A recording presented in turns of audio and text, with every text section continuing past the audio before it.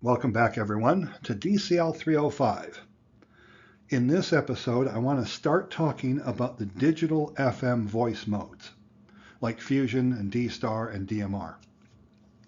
To get started, I'll talk about C4FM and Fusion. In later videos, we'll get into DMR and D-Star.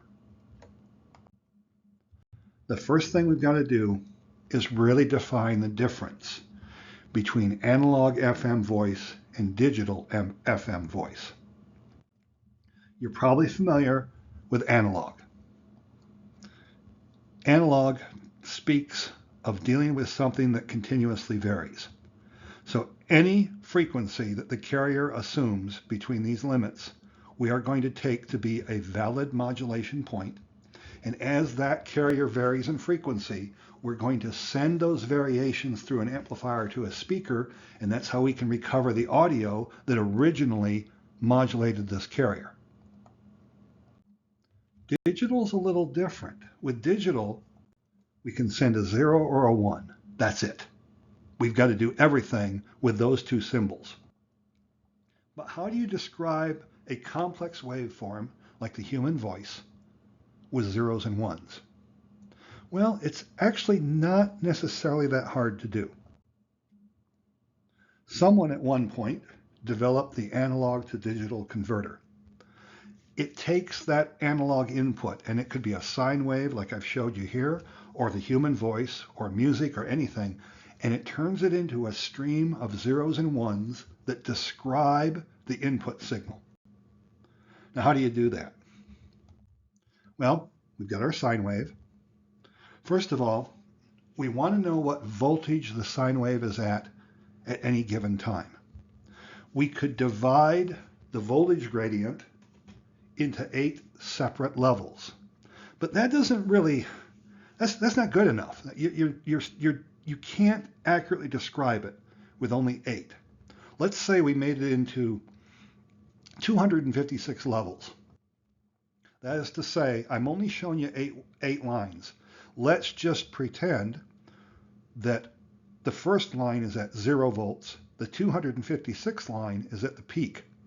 So there's 256 levels from 0 to full the sine wave could be at.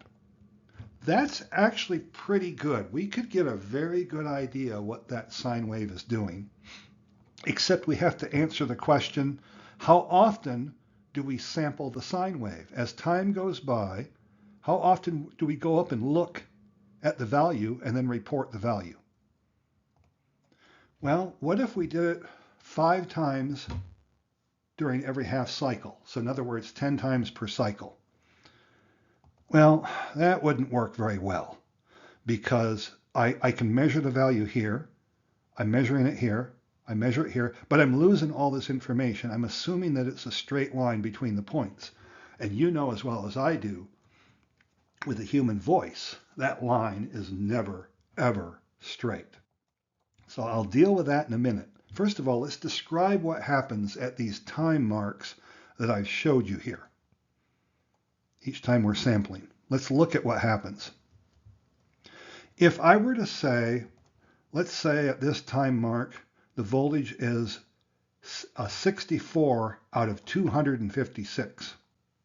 Well, then I want to tell the receiver, hey, the level right now is 64 out of 256. In other words, about a quarter of a full voltage level. Whatever the full highest voltage level is, I'm at 64 over 256 of that value. So I'm probably right about here at this level. What I could do is send a 7-bit code word, and I'm going to give every bit a value, and I will turn on bit 7, which is worth a value of 64. Now the next time I check the signal, what if it has increased to a value of 65, say? Well, I'll just turn on another bit. So 64 plus 1 is 65. You'll see I can describe the value anywhere from 0 to 256. My only issue is each time I pass one of those green lines, I evaluate and create an 8-bit description of the signal. If I did that every millisecond, 1,000 times a second, I'd have 8,000 bits per second of data telling me about the signal. That's actually pretty good, except we have a problem. The human voice really is very complex. Also, you're going to find out in some digital voice modes, we have less than 3,500 bits per second to describe the human voice. And as you can bet, with an actual human voice, which is what this is, 3,500 bits per second probably won't be enough to accurately describe that signal. For that reason, this does not work. Now, it works if you have an ADC that can do tens of thousands of bits per second. As a matter of fact, this would work for music, again, if you have the bandwidth. In two-way radio, we just can't send that many bits per second. What we can use is a vocoder. Now, there are a lot of different kinds of vocoders. I'm not talking about just your average everyday vocoder. I'm talking about the AMB+2 vocoder. This vocoder was specifically designed to process human voice and human voice alone. By the way, AMB means Advanced Multiband Excitation. And at the end of this video, I will give you information how you can learn about this vocoder, which, by the way, is built by DVSI. I will give you links to their website, and you can learn all about how this thing works and the design philosophy that went into it. The AMB+2 is everywhere in FM voice, in ham radio and in land mobile radio. The point is, this vocoder does some really cool things, and it can sort of use a shorthand version to talk to the vocoder at the other end, which saves a lot of bits. You don't necessarily digitize the entire voice. Instead, you send information that describes common sounds along with digitized voice. So it's a multi-level encryption. I shouldn't say encryption, but it is. It's a multi-level digital encryption of what the voice sounded like when you spoke into the microphone. The vocoder at the other end understands the language and knows how to recreate the sine wave or the complex waveform that came out of the speaker's mouth and can then feed it to the speaker of the receiving radio. What we've got to do now is talk about C4FM and its modulation points. Remember I said that anywhere this carrier is between the two boundaries of the channel is considered a valid modulation point. So what we're really doing is we're describing how far from this center line we are above it or below it. We're using that information at the receiver to recreate the modulation, that is the voice, that originally caused the carrier to swing back and forth. In digital FM, we can't do that. To describe C4FM, let's think of things a little differently. Let's think about what might happen if we were to describe 4 modulation points. 900 cycles above the carrier, 2700 above, 900 below, and 2700 below. Those are our 4 modulation points. When the carrier is at any frequency other than these 4, it's invalid. In other words, we assume that it's noise. We only care about it when it's at exactly one of the 4 points. We call those points symbols. Now, we had to come up with a name for the symbols. So what they did is they said, look, this is 900 cycles from the carrier. This is 3 times as far. So our symbols are +1, +3, -1, and -3. So those are our symbols. We're going to check every 0.20833 milliseconds and ask ourselves, where's the carrier? If the carrier is not at one of the 4 points, it's noise and we ignore it. If it is at one of the 4 points, well, that takes us to our next slide in this demonstration.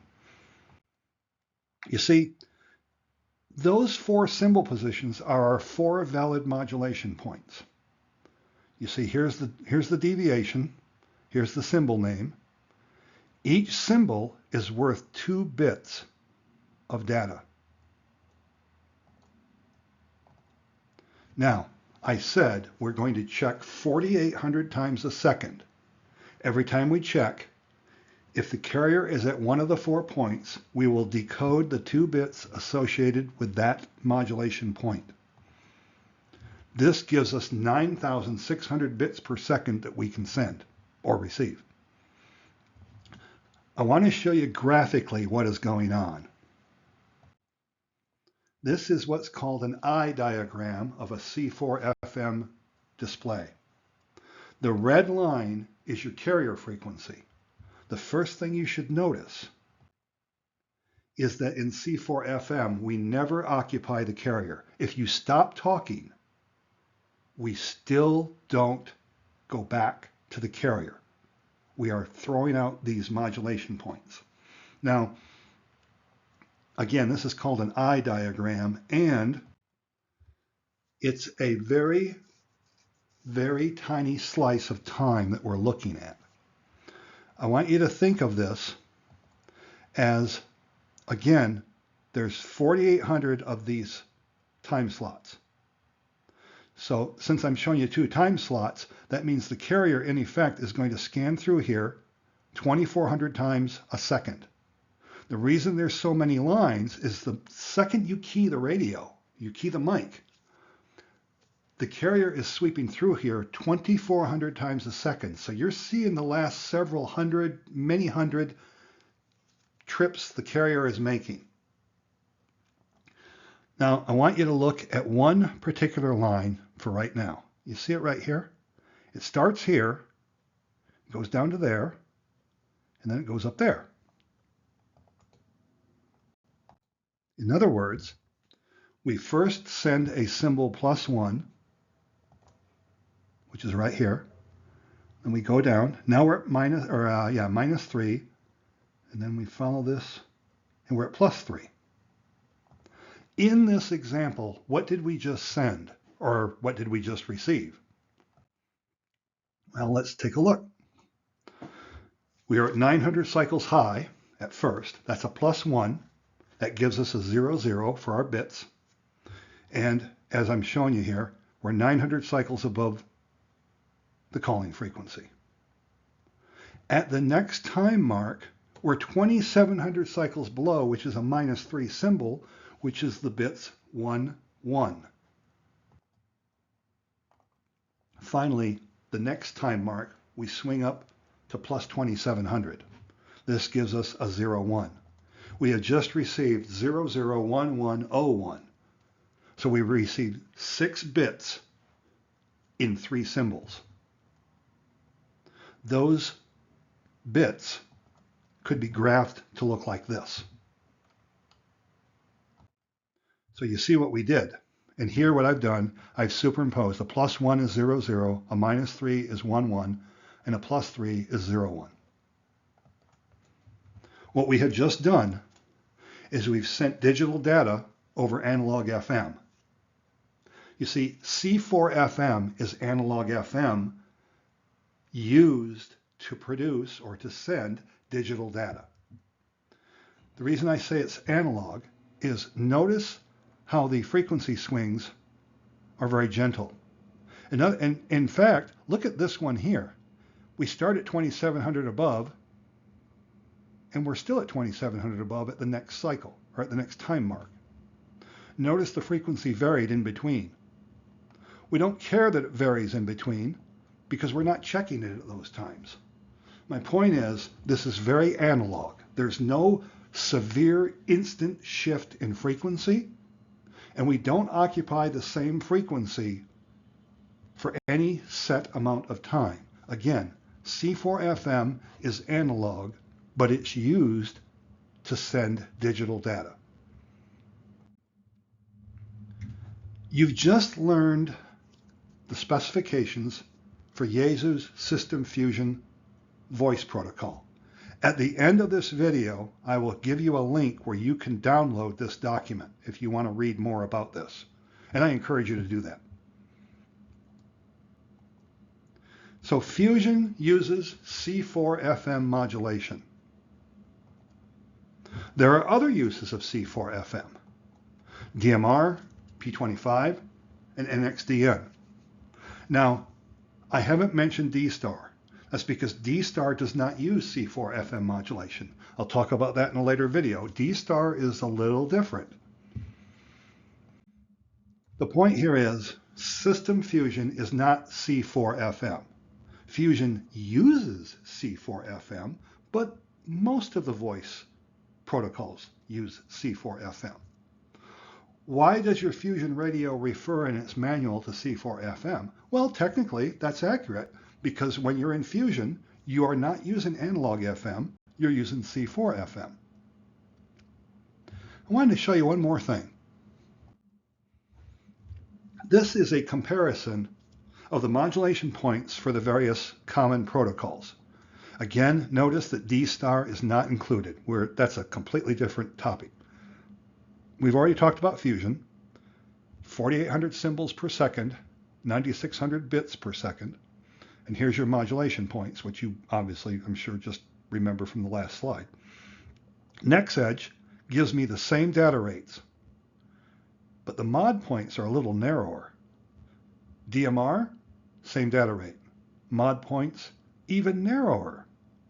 P25, same data rate. Mod points, even more narrow. The oddball is very narrow NextEdge. You have half the data points, that is half the bit rate, and look how narrow it is. As a matter of fact, it's the only one that fits in a 6¼ kilohertz channel. What you are looking at are common air interfaces. You see, each one of these is its own CAI. What do I mean by that?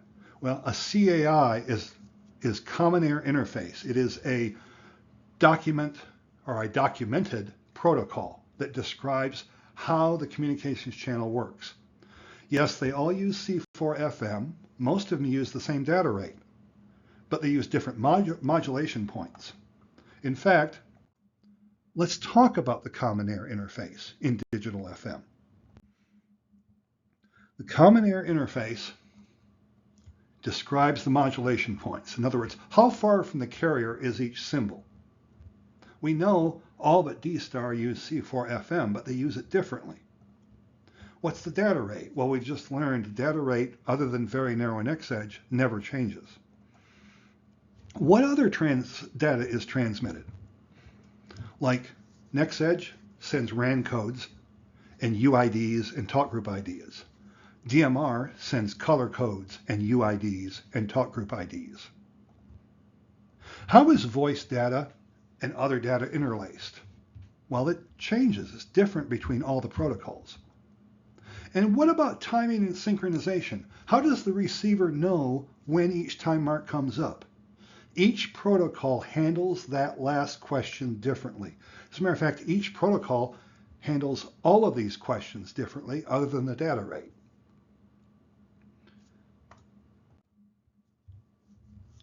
That's what this slide is all about. The data rate generally doesn't change. Everything else changes. How these signals are put together over the air widely vary. That's why you can't take a DMR radio and listen to Fusion. I don't know if I made this point before, but the AMBI+2 vocoder is the vocoder of choice, generally speaking. One exception is D-Star. It uses the original AMBI vocoder. Actually, I think it uses, in effect, it'd be the AMBI+1, technically. I'd have to look at that. I'll look at that before I do the next video. Now, I've thrown a lot at you. We never really talked about how the receiver knows when the time marks come up. That is a signal buried in, when you transmit, The leading edge of each frame has timing messages in it, and the receiver listens for them. And once it figures out the timing from that reference, it can hold timing for several minutes. So even if you're really long-winded, the receiving radio knows when those time marks are coming up. I know I've thrown a lot at you. So in this video, I'm doing my references a little differently. First of all, if you want to read up on Fusion, open up a browser window and go to Google or Yahoo or whatever search engine you like and type this in. When the responses come up, look for this one. This is a PDF download. This is the entire Fusion protocol. It has just tons of information. I'm sure you'll enjoy reading it. If reading it is not that easy on your browser, go back and type in Adobe Reader on your search engine and look for this link. Only download from this link. Any other place you download this will probably have spyware on it. Adobe won't do that. I think they package Norton with it. I'm not sure if they still do that or not. If they do, just delete it. But Adobe will not send you any kind of spyware or anything like that. So only get it from that source if you don't already have it. And again, the vocoder of choice is the MB2 in most protocols or most common air interfaces.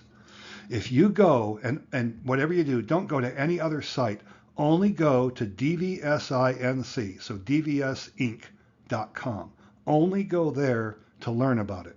There are several amateur websites that talk about the vocoder, but they confuse it, or they seem to confuse the MB+2 with the vocoders used like in the music and entertainment industry.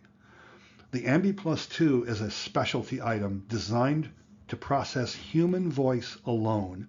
And it's used, like I said, in every radio that you're probably ever going to mess with, unless you buy a D-Star radio. That's a little bit of a different topic. I hope this was helpful, and I hope my allergies didn't bother this too much. This has been a rough one to make. I'm on the edge of a cough the entire time. But anyway, thanks for watching. Leave comments if you want clarification on a few items, or if I didn't explain something exactly right. I may follow this up with a C4FM Part 2 video later on. My plans right now are to move right into DMR for the next video, but building this channel is something that's going to go on for a long time. Thanks for watching, and I'll see you next time.